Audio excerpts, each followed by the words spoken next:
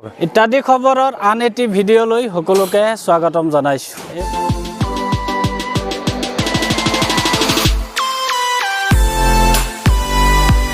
এই মুহূৰ্তত মই আহি উপস্থিত হৈছোঁ লখিমপুৰ।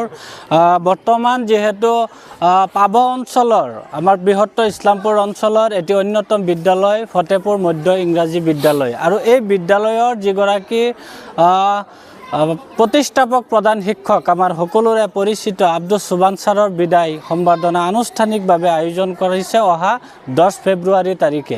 ইতিমধ্যে সম্পূৰ্ণ প্ৰস্তুতি তুংগত উঠিছে আৰু এই মুহূৰ্তত উদ্যোক্তাসকল মোৰ সৈতে উপস্থিত আছে।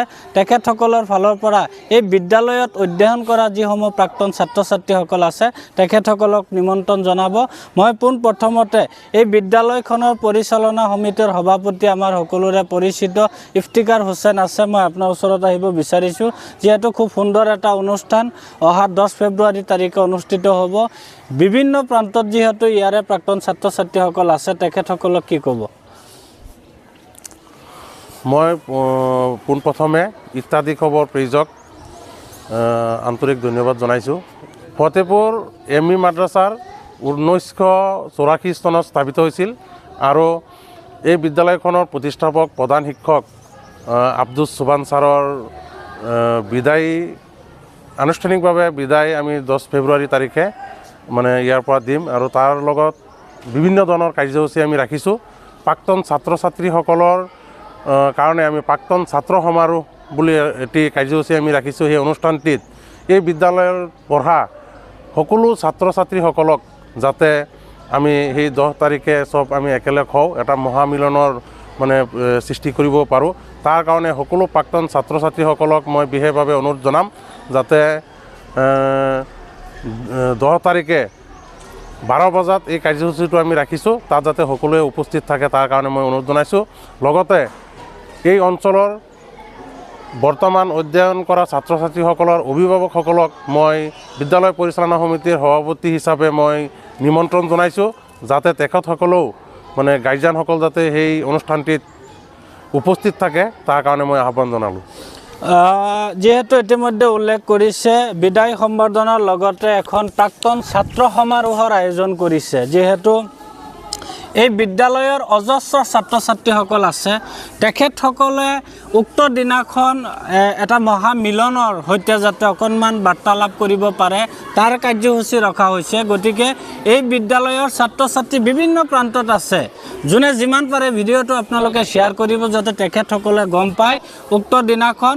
যিহেতু দিনজোৰা কাৰ্যসূচীৰে বিভিন্ন ধৰণৰ বৰ্ণাঢ্য কাৰ্যসূচী চলিব, গতিকে যদিও 12 বজাত প্ৰাক্তন ছাত্ৰ ছাত্ৰীসকলৰ অন্তৰংগ আলাপ আলোচনা আছে, তথাপিও কাৰ্যসূচীৰ প্ৰতিটো দফাতে আপোনালোকৰ উপস্থিতি আমিও আন্তৰিকতাৰে কামনা কৰিছোঁ।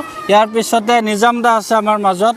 নিজাম দা কি ক'ব? যিহেতু বহুত প্ৰাক্তন ছাত্ৰ ছাত্ৰীসকল আছে, বিভিন্ন ধৰণৰ কাৰ্যসূচী আছে, যদি সেই প্ৰাক্তন ছাত্ৰ ছাত্ৰীসকলক আমি একেলগ লগ পাওঁ নিশ্চিতভাৱে খুব এটা ভাল লাগিব।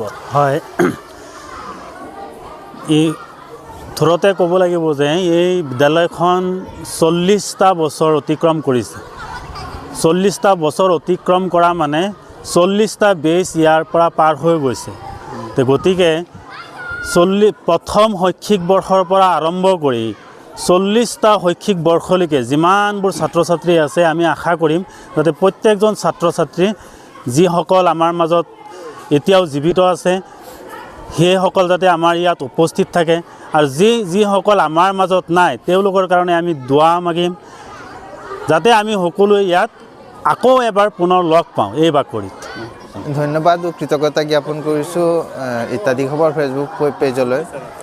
প্ৰকৃতাৰ্থতে এই অভ্যৰ্থনা সমিতিৰ সাধাৰণ সম্পাদকৰ দৰে গুৰু দায়িত্ব যি অৰ্পণ কৰিছিলে মোক, ঠিক তেনেদৰে পালন কৰাত অলপ অসুবিধা হৈছে, সময়ৰ খুব নাটনি। সেইকাৰণে প্ৰতিগৰাকী ছাত্ৰ ছাত্ৰী যিসকল প্ৰাক্তন ছাত্ৰ ছাত্ৰী আৰু আমাৰ শুভাকাংক্ষী লোক আছে তেওঁলোকক আমি আমন্ত্ৰণ জনাব পৰা নাই চিঠিৰ মাধ্যমেৰে।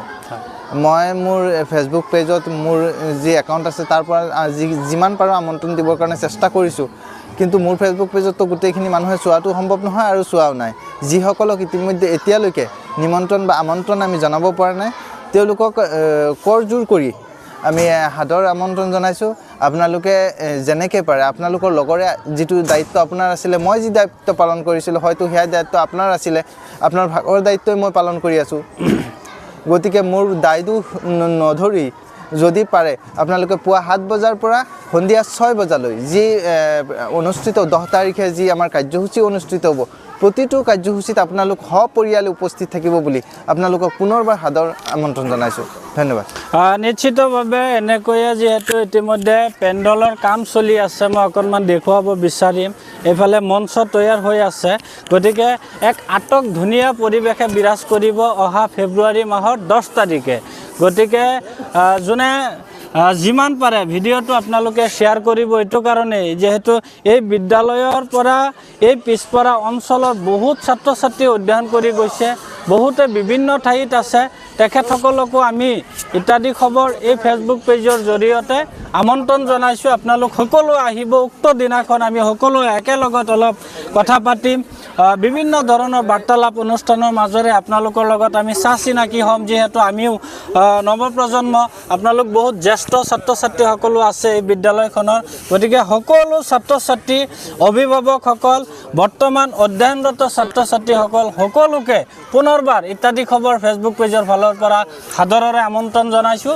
সকলোৱে 10 তাৰিখত পুৱা 9 বজাৰ পৰা সন্ধিয়া 6 বজালৈকে প্ৰতিটো কাৰ্যসূচীত আপোনালোকে উপস্থিত থাকি এই সুবান ছাৰৰ যি বিদায় সম্বৰ্ধনা অনুষ্ঠানৰ লগতে প্ৰাক্তন ছাত্ৰ সমাৰোহৰ প্ৰতিটো কাৰ্যসূচী সফল সমাপ্তি হ'ব বুলি আশা ৰাখিছোঁ। আৰু প্ৰতিটো কাৰ্যসূচীত আপোনালোক সকলোৰে সহায় সহযোগ আমি আন্তৰিকতাৰে কামনা কৰিছোঁ। যিমান পাৰে ভিডিঅ'টো শ্বেয়াৰ কৰি সকলোকে চোৱাৰ সুবিধা কৰি দিব বুলি আশা ৰাখিছোঁ। ধন্যবাদ।